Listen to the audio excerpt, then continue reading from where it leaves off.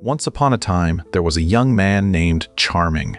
Now, Charming was the kind of person who helped everyone in need. He was a true gentleman, treating every girl he met like a princess. You've probably heard of the famous stories, right? Well, in this story, it was Charming who woke up, Sleeping Beauty after her 100-year nap. He was the one who tracked down Cinderella's missing glass shoe after the big ball, and when Snow White took that bite of the poisonous apple, it was Charming's kiss that brought her back to life. One day, these three famous ladies, Sleeping Beauty, Cinderella, and Snow White, all happened to meet at a local bakery. They were there for a very special reason, to buy a cake for their upcoming weddings. When the baker, curious as anyone would be, asked who the lucky grooms were, the secret came out. They were all planning to marry the exact same man, Prince Charming. Now, this was a huge problem. The king called Charming in and told him straight out, "The villagers are starting to hate you!" You see, whenever a girl laid eyes on Charming, she went absolutely mad with love for him. But Charming sighed and explained that it wasn't his fault. He was cursed.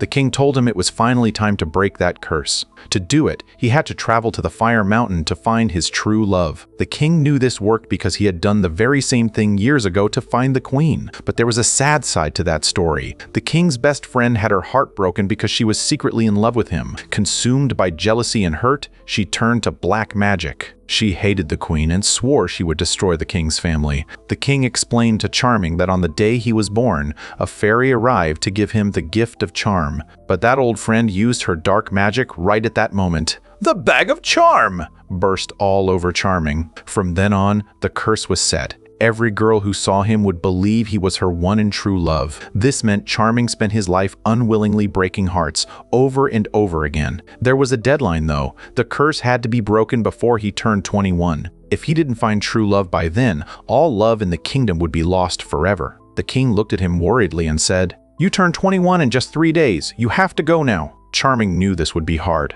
How do you find true love when everyone is forced to love you by a spell? Meanwhile, on a dusty road, some royal guards were transporting a great treasure to the palace. Suddenly, a tree fell, blocking their path. As one guard moved the tree, a clever thief swooped in and stole the treasure right from under their noses. This was Lenore. She was a sharp, quick-witted girl who pulled off heists with the help of her pet bird. Lenore was thrilled with her haul, but she soon realized the guards were hot on her trail. She ran into town to lose them. At the same time, Prince Charming was wandering through that very same town, desperately searching for his true love. As usual, girls were swarming him, driven wild by the curse. In the chaos, Lenore accidentally collided with Charming. For the first time in his life, Charming felt a spark. He liked Lenore instantly. But then, something strange happened. Lenore didn't swoon. She didn't fall at his feet. The curse didn't affect her at all. In fact, she didn't like him one bit. Charming was stunned. He started pouring his heart out, telling her his whole life story and his quest for love, but Lenore wasn't interested. Seeing the guards closing in, she fled and hid inside the bakery. The baker thought she was a fraud and tried to kick her out, but Lenore made him faint and took over. When the three princesses arrived to check on their cake, Lenore saw their expensive jewelry and got an idea. She disguised herself as a baker and slowly, cleverly stole their jewels while they chatted. During the conversation, she realized these women were all engaged to the same Prince Charming. She told them they were being played, and before things got too heated, she slipped away with the jewels. But her luck ran out. While running, she bumped into a guard and was caught. She was thrown into prison. The princesses and their guardians arrived, and Lenore learned that Charming was about to leave for Fire Mountain. Knowing the road was dangerous, she spoke up about the hardships he'd face. The guardians made a deal. If Lenore could get Charming to the mountains safely so he could choose one of the princesses, she would be rewarded with a massive treasure. Lenore, never one to turn down a payday, agreed. She disguised herself as a man named Lenny and set off with the prince. Charming, thinking he needed a tough companion, welcomed Lenny on the journey. As they traveled, Charming shared his whole story, how he had to face 3 great trials at Fire Mountain to find true love. Little did they know, the Wicked Witch was watching everything through her magic mirror. She laughed, saying Charming would soon feel the final, cruel effect of his curse. On the road, Charming asked Lenny about her past. She kept it simple. "I've come across the sea." Charming shared a lesson he'd learned. Never trust a stranger. They eventually entered a mysterious, dark forest where the very plants came alive and attacked. Charming, it turned out, was useless in a fight. He couldn't even swing a sword. Lenore had to save them both. As they raced away, their carriage flew off a cliff, but the fabric of the roof turned into a parachute, and they drifted safely to the ground. The witch, seeing this, was furious. She realized Lenore was immune to the charm and sensed a new threat. In a rage, she used her magic to make the fire mountain disappear so they could never find it. The pair continued and soon encountered a tribe of giant ladies. Just as they were about to attack, Charming used his natural charm to hypnotize them. They were taken back to the tribe's village, where the leader announced, "I will marry Prince Charming in the morning." While there, Charming noticed the leader had a powerful, magical sword. Meanwhile, the tribe's magician pulled Lenore aside and gave her a prophecy. "You will be in true love with someone very soon." Lenore's heart skipped a beat as she thought of Charming. That night, Charming managed to steal the magic sword to save Lenore. The tribe's witch saw them escaping and screamed, waking the giant ladies. A wild chase followed, but they managed to get away. The wicked witch was now beyond enraged. She decided to use Lenore's greed against her. She scattered rubies all along their path. True to form, Lenore started picking them up, but as soon as she touched one, the stones transformed into terrifying monsters.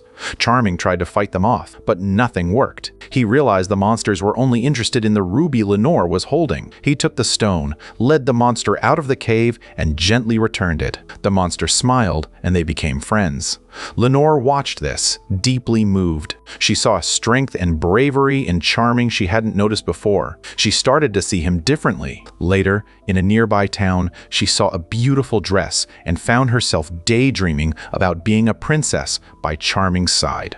The witch saw this blossoming love and decided to crush it. Charming went to meet Lenore at a designated spot, hiding from his usual fan club. But the witch used her magic to lead a crowd of girls right to his table. When Lenore arrived and saw him surrounded by adoring women, her heart broke. She felt foolish for ever dreaming of being a princess. Angry and hurt, she turned back into Lenny and delivered Charming to the princess's guardians.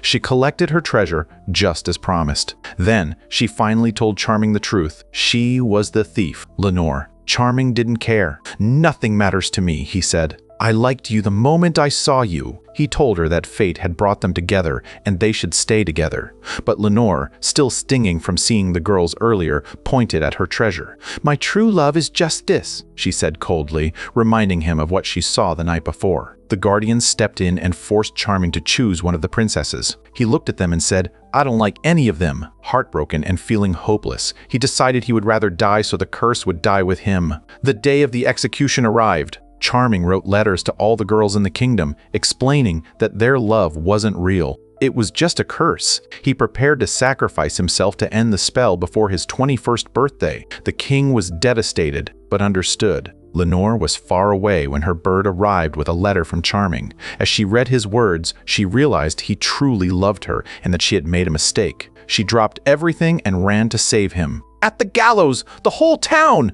mostly men since the girls were staying away, watched sadly. Charming apologized to everyone for the trouble he'd caused. Just as the guard was about to pull the lever, an arrow whizzed through the air and cut the rope. It was Lenore. They looked at each other and finally expressed their real, true love. But the witch wasn't finished. She appeared, screaming that she had also cursed Lenore never to love anyone. The witch attacked, but Charming threw himself in front of Lenore to protect her. He fell to the ground, unconscious. Lenore wept, but then she remembered, true love breaks every curse. She leaned down and kissed him. At that moment, the witch vanished into thin air. The curse lifted from all the girls in the kingdom. Lenore felt her own heart change, finally free to love. Charming opened his eyes, and the two were married in a massive celebration that the whole town joined. They lived many happy years as king and queen, and the movie ends with a beautiful scene of them painting a portrait together, a family finally at peace.